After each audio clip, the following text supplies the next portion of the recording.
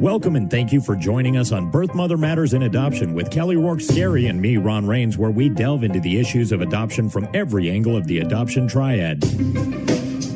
Do what's best for your kid and for yourself, because if you can't take care of yourself, you're definitely not going to be able to take care of that kid, and that's not fair. And I know that my daughter will be well taken care of with them. Don't have an abortion. Give this child a chance. All I could think about was needing to save my son. My name is Kelly Rourke-Scary. I am the Executive Director, President, and co-founder of Building Arizona Families Adoption Agency, the Donna K. Evans Foundation, and creator of the You Before Me campaign. I have a bachelor's degree in family studies and human development and a master's degree in education with an emphasis in school counseling. I was adopted at the age of 3 days, born to a teen birth mother, raised in a closed adoption, and reunited with my birth mother in 2007. I have worked in the adoption field for over 15 years. And I'm Ron Rains. I've worked in radio since 1999. I was the co-host of 2 successful morning shows in Prescott, Arizona. Now I work for my wife, who's an adoption attorney, and I'm able to combine these 2 great passions and share them on this podcast. So today we're going to talk about cesareans or C-sections and adoption. A lot of women wind up having a C-section. We're going to talk about that and what it looks like in terms of the adoption world and the similarities and differences, just so that we can be more versed on what is happening to the baby, the mama, when they're in the hospital. Okay. According to the AmericanPregnancy.org, a cesarean birth happens through an incision in the abdominal wall and uterus. The normal cesarean procedure averages 45 minutes to an hour. That seems like a really long time, but not to a woman who has been in labor for almost 24 hours. Right. So that's you, I'm assuming. Yes. And so the 45 minutes to an hour is like, lucky girl. Yep, absolutely. The baby is usually delivered in the first 5 to 15 minutes, with the remaining time used for closing the incision. According to the CDC, approximately 31.7% of all births for 2019 were by cesarean section.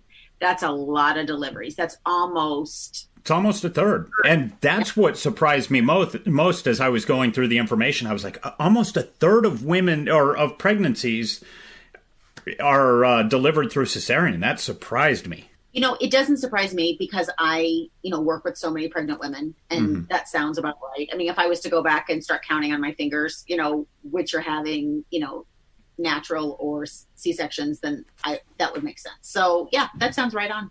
I will say that there's a lot of benefits for the adoptive family, and we're going to talk about that when a birth mother has a C-section. Because of the timing, let's just jump into that right now. So when you have a mom who knows that she's going to have a C-section, she may have had a C-section in a prior delivery, or maybe, during her pregnancy, the doctor has decided, and we'll talk about some of the reasons why, that she needs to be a candidate to have a C-section. So it gives the adoptive family time to schedule their flight. They know when the baby is going to be born. The timing is there. They can strategize and plan rather than waiting for the phone call, go time and try to catch the next flight out. And yeah, and have that one scene in with Macaulay Culkin, Home Alone, when everyone's rushing to the airport and yeah. So rather than having that, if a birth mother is having a C-section, it allows everything is really neat and tidy and planned, and get the craziness of my water broke and I'm headed to the hospital. And chaos ensues, right?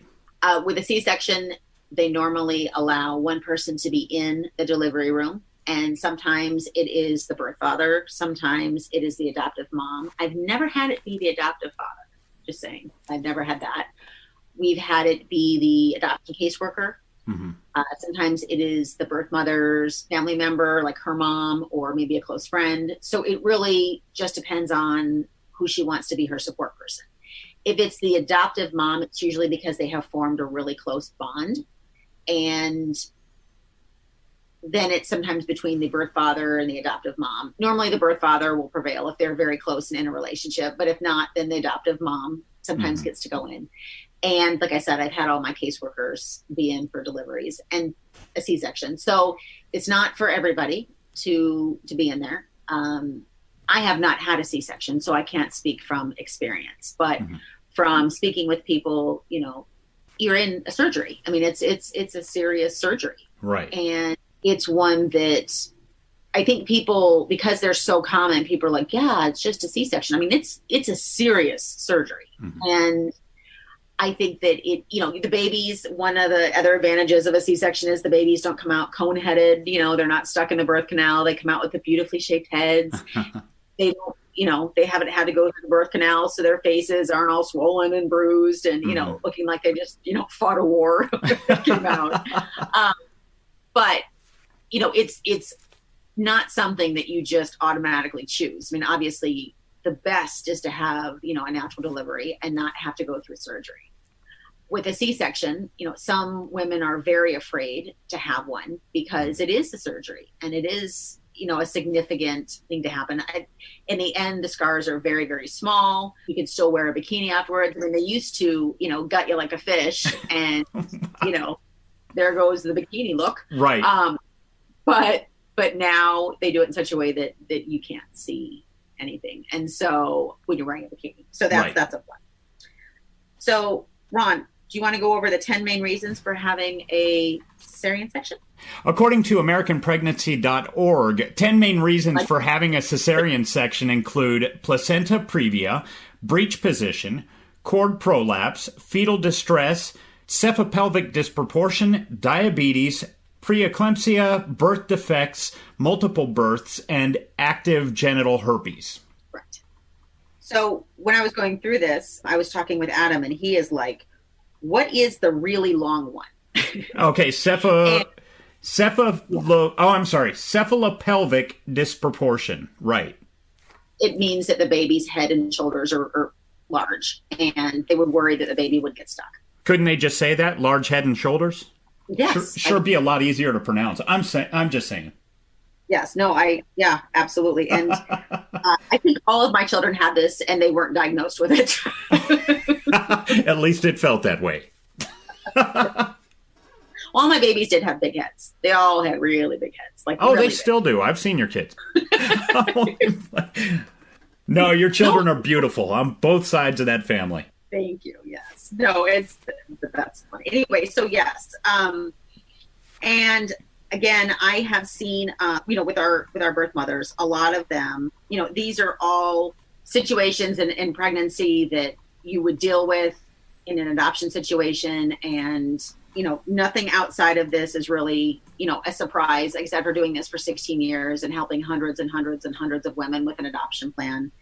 You know, all of these I have seen multiple times, and our birth mothers have fared very well through their C-section.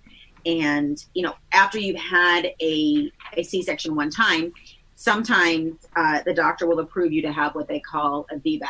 And that means that you can have a natural delivery after a cesarean section on the second one. Not everybody is a candidate for that, but some people are. And some of the birth mothers I've worked with have said, you know what? No, thank you. I don't, you know, want to chance anything, and I want to just go straight to the C-section. I liked it. I'm familiar with it. I'm comfortable. I don't want to try something new. And I don't blame them. I mean, with my second child, I was very close to having a C-section because she was my almost 24-hour one. And I didn't want it at that point because she was my second child. You know, I'd already been in labor and delivery for almost 24 hours. And at that point, I felt it would be insulting to not finish. Right. In for a penny, in for a pound. If I'm going to do this, I'm going to go all the way. Right. I'm getting credit for this. And, and luckily I didn't have to have one. Obviously I wouldn't have said no, but it was one of those that you're thinking, you know, I worked this hard and now I could have just gone in and done this to begin with. Right. Now with the multiple births, obviously that means twins, triplets, quadruplets. We've had twins delivered natural. I was going to ask that. Is that kind of the standard, though, to have a cesarean if it's a multiple birth? No? Okay, that's just one of the reasons that somebody does. Correct. As long as it's two, obviously if it was 3, then yes. But with 2, no. One of the birth mothers actually that I was case managing earlier this year had a set of twins, and she had them natural. So, and she actually had them in such a way that I think if they had known the babies were positioned like this, they may have actually opted for a C-section for her, but she did great. But one of hers is what they call sunny side up. So it was turned, the baby was facing up rather than down when the baby came out. And so, yeah, but she delivered twins, no problem. Good for her and good for the twins. Yeah. Yes. I can't, having never had a set of twins. Yeah. That sounds like you should get the t-shirt when you're done. Well, I think by that point, everybody sees that you have twins. So that's your t-shirt. It's like, okay, she did it. Yes. Yes. And she was just a champ. So it was, sometimes labor delivery can be super fast, and it was. So, well, my grandparents used to say about my mother that by the time she had me, she could have a baby in the morning and still make it to church. So I guess she was old hat at it, just a pro. She could slide him out like a luge. Wow. That's crazy. I mean, yeah, I have to say that it is in my mind, absolutely a miracle that, women, have a baby. And I know with my second child, and I had epidurals, obviously it wasn't working because I felt everything, but I was able to, with some assistance, after I had the baby, after a little bit, I got up and I walked to the bathroom. Like it wasn't, it was like, okay, right, we're good. Yeah. And to me, that's like incredible. Like you just had a baby and now I can walk. Yeah. The whole process is miraculous to me. And I commend anybody that has done it and will do it. It's unbelievable, whether it's through cesarean or through, natural childbirth. It's awesome to me. And I also think that, one thing with cesarean is that you don't feel anything. I mean, they use, a nerve blocker in your spine and you don't feel anything. And, that goes on the opposite with when you're having a natural delivery. Sometimes birth mothers will opt for an epidural and sometimes they won't. And I think it's really neat how adoptive families support and empower birth mothers when they are making choices regarding medical decisions regarding their pregnancy. And, whether they choose an epidural or they don't choose an epidural, just being there to support them with whatever choice they do choose. It's just really, it's one, again, of those bonding moments. And those moments are what are going to carry on in your memory and that you'll be sharing, if you're the adoptive family, with your child for the rest of your life, their life. And it's one of those things that I think is just amazing and it's beautiful. And it's one of those situations that, in the adoption world, we get to smile over and celebrate. And yeah, I really enjoy that. So again, if you're a birth mother and you're going to be having a cesarean delivery, or if you're an adoptive family and your birth mother is going to be having a cesarean delivery, know that the positives are that you can plan around it and everything can be neat and tidy and you've got everything ready to go. Also, when you're in the hospital, you normally stay for 72 hours, the birth mother does. And so it gives the birth mother and the adoptive family time to spend at the hospital together to continue bonding. And it gives the birth mother time to watch the adoptive family as they interact with the baby. And it gives her that peace of mind. Because sometimes they're really rushing moms out if they're having a natural delivery. Like 24 to 48 hours and they're out the door. And sometimes people need a little bit more time than that.